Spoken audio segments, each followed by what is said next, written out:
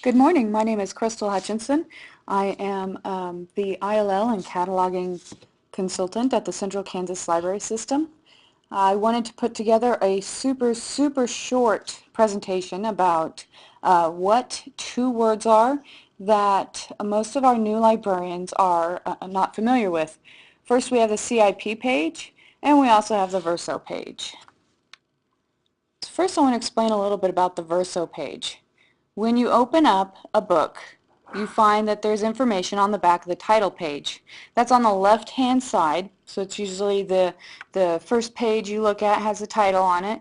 Then when you turn it over, you can see all of the information about the publication, the copyright date, on the back side. The reason why this is important is because this is a good place for you to look and see if you can find a Dewey Decimal number in some of your nonfiction books. Another term that you hear is the CIP page or the CIP data. This is the cataloging and publication page. It is also the same page as the Verso.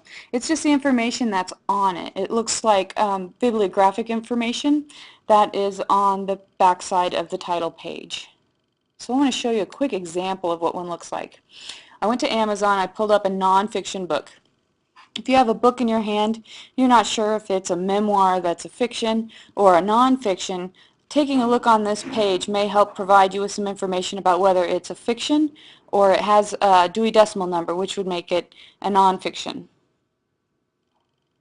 So when you look on the back of the page, you have this information.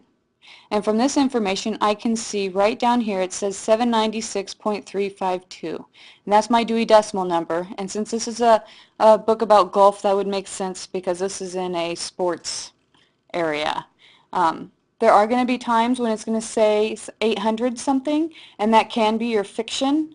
Your 811s and your 808s and things like that go into your poetry, but there's a very specific one for fiction.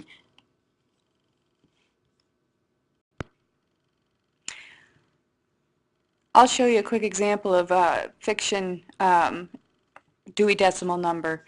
Usually you're going to see an 813 if it's an American fiction. You're going to see more of an 823 if it's British fiction, 833 if it's German, and 843 if it's French.